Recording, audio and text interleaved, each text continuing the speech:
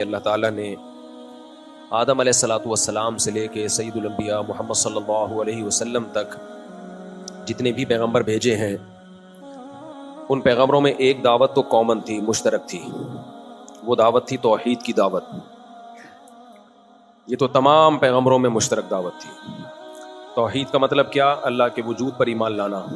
یہ کائنات بنی نہیں ہے، اس کو بنایا گیا ہے، خود بخود کچھ بھی نہیں ہو رہا. نمبر 2، یہ ماننا کہ وہ اللہ بندوں سے تعلق میں ہے، بنا کے اس نے چھوڑ نہیں دیا ہے. یہ بہت سے لوگ کہتے ہیں اس کائنات کو بنایا گیا، جس نے بنایا وہ ٹھیک ہے بنا دیا، اب اس کا انسانوں سے کوئی لینا دینا نہیں ہے. یہ بھی غلط ہے. اس کا انسانوں سے تعلق ہے. وہ چاہتا ہے کہ لوگ مجھے راضی کریں، میری مرضی کے خلاف نہ چلیں. یہ چیز بھی انبیاء کی دعوت میں شامل ہے. تیسری بات، جس اللہ نے بنایا ہے اس نے پیغمبروں کے ذریعے اپنا پیغام پہنچایا ہے. آدم علیہ السلام، نوح علیہ السلام، موسیٰ علیہ السلام، یوسف علیہ السلام، یعقوب علیہ السلام، بہت سارے پیغمبروں کے نام اللہ نے قرآن میں ذکر کیے. رسولا قد قصصناہم علیک ورسولا لم نقصصہم علیک. اے نبی، ہم نے بہت سے پیغمبروں کے نام آپ کو بتائے اور بہت سوں کے نام نہیں بتائے. حلال حرام ہے، اللہ اس کو پسند کرتا ہے اس عمل کو، اس کو ناپسند کرتا ہے. اس پورے یہ جو حکم کا ایک حصہ ہے، اس کو بنیادی عقیدہ بھی کہا جا سکتا ہے. پیغمبروں کی جو دوسری دعوت تھی وہ کامن نہیں تھی. وہ ہر قوم میں اس سوسائٹی کے لحاظ سے، اس قوم کے لحاظ سے، جس قوم میں جو برائیاں تھیں، وقت کے پیغمبر نے ان برائیوں کو زیادہ ہائی لائٹ کیا ہے اور ان پہ رد کیا ہے. پھر اب آپ دیکھیں، لوط علیہ الصلاۃ والسلام نے اپنی قوم کو ایک اللہ کی طرف بلایا، ساتھ ساتھ بدفعلی، جو لڑکوں میں بدفعلی کا رواج ہو گیا تھا، اس کی بھی نفی کی. انہوں نے بہت زیادہ اس پہ کہا. ہر مجلس میں، ہر محفل میں اس کے خلاف آپ بولتے تھے. اتنا بولے کہ قوم کہنے لگی کہ اگر آپ اتنے ہی پاکیزہ ہو تو آپ ہماری بستی چھوڑ کے نکل جاؤ. لیکن لوط علیہ السلام اس دعوت میں لگے رہے، اس دعوت سے پیچھے نہیں ہٹے کہ یہ لڑکوں سے بدفعلی چھوڑ دو، ترک کر دو. اس سے میں کہنا کیا چاہتا ہوں یہ میں آگے بتاؤں گا کہ کیوں بتا رہا ہوں میں، کہ ہر قوم نے ہر پیغمبر نے اپنی قوم میں جو خاص برائی دیکھی ہے اسی کو رد کیا ہے. ساری زندگی اسی پہ رد کرتے رہے. لوط علیہ السلام کی قوم میں ایک دوسری بیماری بھی تھی، وَتَأْتُونَ فِينَا تَقْطَعُونَ السَّبِيلَ، راستے کاٹا کرتے تھے لوگوں کے. وَتَأْتُونَ فِي نَادِيكُمُ الْمُنْكَرَ، راستوں میں بیٹھا کرتے تھے، مجلسوں میں نامناسب کام کیا کرتے تھے، اور راستوں میں بیٹھ کے لوگوں کو روکا کرتے تھے. قطاع الطریق ڈاکوؤں کو بھی کہا جاتا ہے، اور بھی اس کے بہت سارے مفہوم ہیں. دوسری طرف شعیب علیہ الصلاۃ والسلام، ایک دعوت تو شعیب علیہ الصلاۃ والسلام کی کامن تھی، وہی دعوت توحید کی، اللہ کی طرف عبادت کی، جو تمام پیغمبروں کی دعوت. دوسری چیز جو اس قوم میں برائی تھی وہ تھی ناپ تول میں کمی، تجارتوں میں ڈنڈیاں مارا کرتے تھے. تو شعیب علیہ السلام کی ساری زندگی توحید کی دعوت اور ناپ تول میں کمی نہ کرنا، کاروباری معاملات میں کسٹمر کو دھوکہ نہ دینا، ساری زندگی شعیب علیہ السلام کی اسی دعوت میں گزری. سمجھ میں آ رہی ہے بات کہ نہیں آ رہی ہے؟ ساری زندگی ناپ تول میں کمی مت کرو، تم قحط زدہ لوگ نہیں ہو، انی اراکم بخیر، میں دیکھتا ہوں تم لوگ کھاتے پیتے لوگ ہو، تمہیں کیا ضرورت ہے کسی کو دھوکہ دینے کی. جب تم مال لیتے ہو تو پورا گن کے لیتے ہو، اپنا حق جب دیتے ہو تو گڑبڑ کرتے ہو اس میں. پوری زندگی اسی میں گزری اور بحث مباحثے اسی میں ہوتا رہے. اصلاتک تأمرک ان نترک ما یعبد آباؤنا، اے شعیب تیری نماز تجھے حکم دیتی ہے باپ دادا کے دین کو چھوڑ دیں. ہم ویڈیو نہیں بناؤ بھائی، جب لکھا ہوا ہے نا. اے شعیب تیری نماز تجھے یہ کہتی ہے کہ ہم اپنے باپ دادا کے دین کو چھوڑ دیں. اے شعیب تیری نماز تجھے یہ کہتی ہے کہ ہم تیری مرضی سے کاروبار کریں. یعنی کاروبار بھی اب ہمیں معاذ اللہ اے شعیب تو سکھائے گا کہ ہم نے کیسے بزنس کرنا ہے. یہ ان کی قوم میں بیماری تھی. شعیب علیہ السلام نے ساری زندگی اس میں محنت کی. داؤد علیہ السلام، سلیمان علیہ الصلاۃ والسلام ایک ایسی قوم میں آئے جو پہلے سے اسٹیبل ہو چکی تھی. بنی اسرائیل میں ان کی حکومت قائم ہو چکی تھی. داؤد علیہ السلام کے ذریعے اللہ نے حکومت قائم کی. تو داؤد علیہ السلام اور سلیمان علیہ السلام کی زیادہ محنت بنی اسرائیل کی اصلاح میں لگی ہے, بنی اسرائیل کو ٹھیک کرنے میں, اپنی قوم کو ٹھیک کرنے میں. انہوں نے عبادت پہ زیادہ زور دیا, وسائل پہ بھی زور دیا.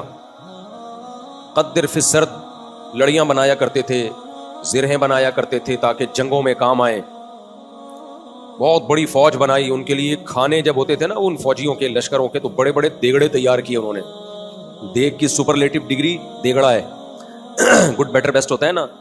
دیگچی, دیگ, دیگڑا, یہ ہماری اردو ہے, بنائی بھی ہے نہیں. تو بڑے بڑے دیگڑے ہوتے تھے جس میں فوجی لوگ آ کے کھانا کھایا کرتے تھے. تو سلیمان اور داؤد علیہ السلام نے کس چیز کو فوکس کیا؟ اپنے آپ کو عسکری لحاظ سے مضبوط کرنا. میں سمجھا پا رہا ہوں؟ اس سے پتہ چلتا ہے ایک دعوت تو تمام پیغمبروں میں کامن ہے. تمام پیغمبروں میں ایک دعوت کیا ہے کامن؟ توحید کی دعوت, کہ اللہ کے غلام بن کے رہو. باقی ہر پیغمبر نے اپنی سوسائٹی کے لحاظ سے جس میں جو خرابی دیکھی, یا خرابی نہیں ہے لیکن قوم کو اسٹیبل کرنا ہے یا ترقی دینی ہے, تو ہر پیغمبر نے وقت کی ضرورت کے حساب سے کام کیا ہے. سید الانبیاء محمد صلی اللہ علیہ وسلم جب دنیا میں تشریف لائے, شرک پھیلا ہوا تھا. آپ صلی اللہ علیہ وسلم نے 13 سال مکہ میں صرف توحید کی محنت کی, صرف توحید کی محنت. بتوں سے نکلو, یہاں سے ایک اللہ کی طرف آؤ. عقیدے کو درست کرنے کی محنت کی. موت کے بعد دوبارہ زندگی ہے. تمام پیغمبروں میں جو کامن دعوت ہے نا توحید, اور اس کے لوازمات میں پھر اللہ کی ساری باتوں کو ماننا, اس میں موت کے بعد کی زندگی. اچھا, یہ تمام دعوتیں سیکولر اور لبرل لوگوں کی نہیں ہوتی, یہ یونیورسٹیوں کی, کالجز کی دعوتیں نہیں ہیں. سمجھ رہے ہو کہ نہیں سمجھ رہے؟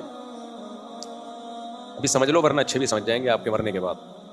ابھی سمجھ گئے, سستے میں سمجھا رہا ہوں آپ کو بغیر پیسے لیے, ورنہ مرنے کے بعد جب فرشتے سمجھائیں گے تو تھوڑا مہنگا, ریٹ زیادہ ہے اس کی. فرشتے یہ سب باتیں سمجھا دیں گے لیکن ریٹ کیا ہے؟ زیادہ ہے. ریٹ یہ ہے کہ طبیعت سے دھلائی ہوگی, اس کے بعد ہم سب کے اچھے بھی سمجھ جائیں گے. یہ میں نہیں کہہ رہا بھائی, اللہ کہہ رہا ہے کہ جب موت کا وقت آئے گا نا تو فلا انصاب بینہم یومئذ ولا یتساءلون. اللہ کہہ رہے ہیں پھر کوئی کام نہیں آئے گا, پھر ایڑیاں رگڑو گے. رب ارجعون لعلی اعمل صالحا, اے اللہ مجھے ایک تھوڑی سی مہلت دے دے, میں واپس چلا جاؤں تاکہ میں نیک اعمال کروں. میں جو تیرے پیغمبروں کی باتوں پہ یقین نہیں کر رہا تھا, میں نے سائنس اور ٹیکنالوجی کو اپنا باپ بنا دیا تھا. ہر چیز سائنسدانوں سے پوچھوں گا میں, جو سائنسدانوں سے پوچھنے کی چیز نہیں بھی ہے وہ بھی کس سے پوچھوں گا؟ سائنسدانوں سے. اگر یہ سائنس کا ٹاپک ہوتا نا, آخرت, قبر کا عذاب, حساب و کتاب, جنت جہنم, تو اللہ پیغمبروں کو نہ بھیجتا, یہ کام سائنسدانوں کے ذمہ لگاتا اللہ تعالیٰ. ہماری جو نئی نسل ہے یونیورسٹیوں میں برباد ہو رہی ہے, بیڑا غرق ہو رہا ہے. کل ایک مولوی صاحب کا کلپ نظر سے گزرا, وہ کہتے ہیں کہ میری بچی کو میں نے بھیجا کالج پڑھنے کے لیے, پہلے دن ہی آ کے کہتی ہے میں نے برقع اتارنا ہے.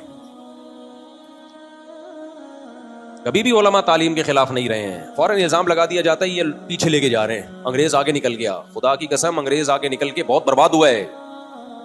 وہ ایک چیز میں آگے نکلا وہ اچھا ہے ٹیکنالوجی میں, لیکن اس کے ساتھ ساتھ جو مذہب سے بغاوت کر کے جہاں پہنچا ہوا ہے وہ تو بہت خطرناک ہے. تبھی تو امریکہ اور یو کے اور کینیڈا جا کے مسلم فیملیاں پریشان ہوتی ہیں, بچوں کو کہاں پڑھائیں ہم. ان کو پتہ ہے انگریز کی دوڑ میں ہم شریک ہو گئے تو ہمارا جیسے ان کا بیڑا غرق, ہمارا بھی بیڑا غرق. پریشان کیوں ہوتے ہیں؟ ورنہ پریشان تھوڑی ہوتے. کہتے ہیں زبردست, یہاں تو ہمارا بچہ جا رہا ہے اسکول اور گورے کے ساتھ ساتھ وہ بھی چاند پہ پہنچنے کی باتیں کر رہا ہے. سارے وہ بہت سخت ٹینشن میں ہیں جو مسلم فیملیز ہیں. بھائی بچوں کی تربیت کیسے کریں, بچے آج سے نکل رہے ہیں. بھائی کیوں بھائی, گورا ہے نا, فالو کرو یار اس انگریز. کیسے اچھے اخلاق ہیں تو تمہارا بچہ اخلاق سیکھ رہا ہے نا. وہ کہہ رہے ہیں ایسے اخلاق کا کیا کرنا ہے, ہم نے ایسے اخلاق کا کیا کرنا ہے, ہمیں 2 ٹکے کا سمجھے. ہم ایسی سب کتابیں قابل ضبطی سمجھتے ہیں. اکبر الہ آبادی کا شعر ہے, جب انگریز نے اسکول بنائے نا ہندوستان میں تو ہندوستان کا کلچر کا بیڑا غرق ہونا شروع ہو گیا. وہ آپ جناب سب ختم. پھر وہ بچے جب اسکول سے پڑھ کے آتے تھے ابا کو بیوقوف سمجھتے تھے وہ, کیونکہ ابا کو انگلش نہیں آتی تھی. تو اکبر نے اس پہ کہا ہم ایسی سب کتابیں قابل ضبطی سمجھتے ہیں جسے پڑھ کر کے بچے باپ کو خبتی سمجھتے ہیں. خبتی کہتے ہیں خبط الحواس, اوپر کی سیٹنگ جس کی آؤٹ ہو گئی. تو بچے کی سیٹنگ آؤٹ ہوتی ہے, وہ ابا کو سمجھتا ہے ابا کی سیٹنگ آؤٹ ہے, حالانکہ آؤٹ اس کی سیٹنگ ہوتی ہے. جیسے کوئی شراب پی کے الٹا ہو جائے تو وہ سمجھتا ہے کہ ساری دنیا الٹی ہو گئی ہے, حالانکہ الٹے آپ نے ہیں, باقیوں نے نہیں پی ہے. کالج میں آپ گئے ہو, باقی تھوڑی گئے ہیں, اس لیے وہ نارمل ہیں. سب نہیں بگڑتے, میں کسی پہ الزام نہیں لگا رہا, سب کالج ہی کے, اور میں اگر تھوڑا بہت بگڑا ہوا ہوں تو کالج سے بگڑا ہوں میں. لوگ مجھے کہہ رہے ہوتے ہیں نا یہ بگڑا ہوا ہے, تو مدرسے نے ٹھیک کرنے کی کوشش کی ہے, پورا ٹھیک ہو نہیں پایا مدرسوں تو اس لیے اگر مجھے کوئی بگڑا ہوا مانتا ہے نا, تو اس بگڑے پن کی نسبت مدرسے کی طرف نہ کیا کرے, کالج کی طرف کر دیا کرے. وہ جو مفتی صاحب نے 2 سال کالج میں گزار دیا, سارا وہیں کا بگڑا پن آیا. اگر کوئی سمجھتا ہے کہ میں بگڑا ہوا ہوں, میں نہیں مان رہا کہ میں بگڑا ہوا ہوں, میں بگڑا ہوا ہوں یا نہیں بگڑا ہوا یہ تو میرا اور اللہ کا معاملہ ہے نا. تو لیکن اگر کوئی میرے بارے میں سمجھتا ہے کہ بگڑے ہوئے ہیں, نیچے لوگوں نے لکھا ہوا ہوتا ہے یہ نہیں سدھرے گا, یہ نہیں سدھرے گا, تو وہ سب کالج کے کھاتے میں ڈالا کرو. خیر, تو اللہ تعالیٰ نے پیغمبروں کو 2 قسم کی دعوت, ایک تو توحید کی, اسی میں آخرت بھی ہے کہ موت کے بعد زندگی ہے, مرنے کے بعد تم ختم نہیں ہوتے, فنا نہیں ہوتے, اس کے بعد ریورس ہوگا یہ سارا عمل. لوگ پوچھتے تھے یہ کیسے ممکن ہے, تو اللہ نے بتایا پہلی دفعہ بھی تو پیدا کر دیا ہم نے پانی کے قطرے سے, جیسے وہ ممکن ہے یہ بھی ممکن ہے. تو یہ دعوت تو کامن تھی. 13 سال نبی صلی اللہ علیہ وسلم نے بھی یہ دعوت دی. اب جب آپ صلی اللہ علیہ وسلم مدینہ گئے ہیں, تو جیسے باقی پیغمبروں نے اسپیسیفک اس چیز کو فوکس کیا جو اس قوم میں خاص برائی تھی, تو ہمارے نبی نے بھی چند چیزوں کو بہت زیادہ فوکس کیا, بہت زیادہ, کیونکہ وہ برائیاں عربوں میں بھی تھی اور قیامت تک وہ کامن برائیاں ہیں. اور جو چیزیں عربوں میں تھی نہیں, اس کا تصور بھی نہیں تھا عربوں میں, ان چیزوں کو ان کے اصول اور ضابطے تو بیان کر دیے, لیکن ان کو خاص نام لے کے ان کو بہت زیادہ ان پہ رد نہیں کیا گیا ہے, کیونکہ تھی نہیں وہ برائیاں. عربوں میں غیرت تھی, عربوں میں بہادری تھی, یہ پہلے سے چلی آ رہی تھی. اس غیرت اور بہادری کے رخ کو چینج کیا گیا. تو وہ کون سی خرابیاں تھیں جو بہت زیادہ تھیں, جن کو نبی صلی اللہ علیہ وسلم نے بہت زیادہ, آپ کی دعوت میں اس چیز کو بہت زیادہ فوکس کیا گیا ہے. اس دعوت میں صدقات و خیرات, اخلاقیات, یتیموں کی کفالت, غلاموں کو آزاد کرنا. غلام بنانے کی فضیلت اسلام میں نہیں ہے, غلاموں کو آزاد کرنے کی ہے. غلاموں پہ ظلم زیادتی بہت زیادہ ظلم ہوتا تھا غلاموں پہ. آپ صلی اللہ علیہ وسلم نے اس کے خلاف آواز اٹھائی. عبداللہ بن مسعود نے اپنے غلام کو مارا, آپ نے فرمایا للہ اقدر علیک منک علیہ, جتنی تمہیں اس پر طاقت اور قوت ہے, اللہ کو تم پہ اس سے بھی زیادہ تم پہ طاقت ہے, کہ تمہاری غلطیوں پہ اس سے زیادہ اللہ سزا دے سکتا ہے. فوراً میری مسعود رضی اللہ عنہ نے فرمایا هو عتق لوجہ اللہ, یا رسول اللہ, یہ میں نے اللہ کے لیے آزاد کیا. اخلاقیات کو بہت زیادہ فوکس کیا گیا, کیونکہ عرب جذباتی تھے, بہت زیادہ جذباتی. آج بھی گاؤں دیہاتوں میں آپ کو جذبات بہت زیادہ نظر آئیں گے. تو شعیب علیہ السلام کی دعوت, ناپ تول میں کمی, کیونکہ قوم میں برائی کیا تھی, بولو, ساری زندگی. اچھا, ایسا نہیں ہے کہ شعیب علیہ السلام کو صرف یہی آتا تھا, شعیب علیہ السلام کو صرف یہی آتا تھا کہ ناپ تول میں کمی پر بات کریں. پیغمبر کا علم, جو وقت کے پیغمبر ہیں نا, ان کا علم اپنی قوم میں روئے زمین پر سب سے زیادہ ہوتا ہے. ان کو کتنی ساری باتیں آتی ہوں گی نا شعیب علیہ السلام کو, کیا خیال ہے بھائی؟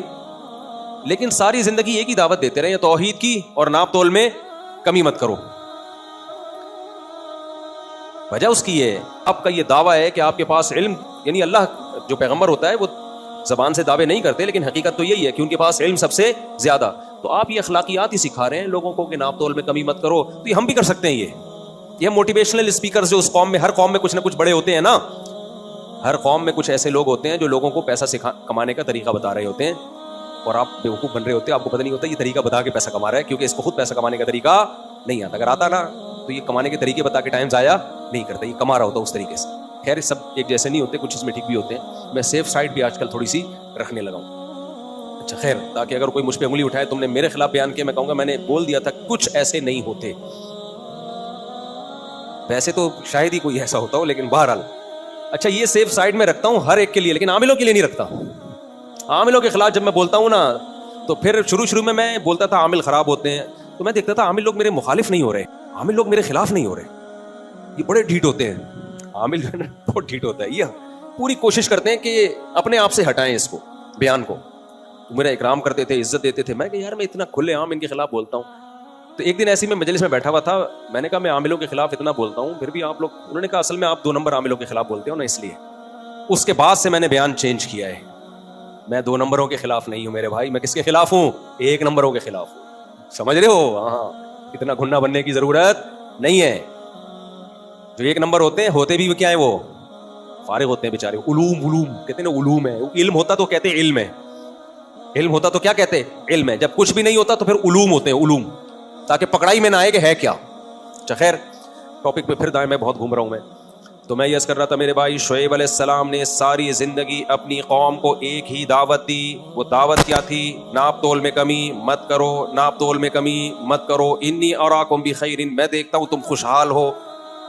ساری خرابی یہاں سے شروع ہوتی ہے. آپ اپنے آپ کو جب غریب سمجھنا شروع کرتے ہو, اس وقت ساری پھٹکار برستی ہے, حرام کی طرف جاتا ہے. اپنے آپ کو اسلام میں غریب سمجھنے پر پابندی ہے. سمجھ رہے ہو؟ یہ مسئلہ سن لو. آپ پر لازم ہے کہ اپنے آپ کو غریب مت سمجھو. وہ لوگ کھاتے پیتے ہیں, اللہ کا دیا بہت کچھ ہے, تاکہ بھکاری پن نہ آئے. اور غریب سمجھے نا اپنے آپ کو. صبح شام کھا رہے ہیں پی رہے ہیں, غریب ہی تو سمجھ رہے ہیں جو بچے روک رہے ہیں 2 سے زیادہ نہ ہو, ہمارا پیسہ کھا جائے گا. اس سے بڑی اپنے آپ کو غریب سمجھنے کی کیا مثال ہوگی کہ اپنے جیسا انسان اس پہ خرچ کرتے ہوئے جان نکل رہی ہے. کیا آئے گا تو خرچہ بڑھ جائے گا میرا, جبکہ وہ 2 ہاتھ 2 پاؤں لے کے آ رہا ہے. اللہ بتا رہا ہے کہ یہ 2 ہاتھ 2 پاؤں لے کے آیا ہے, بالغ ہونے دو, یہ تمہیں کما کے کھلائے گا. خیر, تو شعیب علیہ السلام نے ساری زندگی ایک ہی دعوت دی. لوط علیہ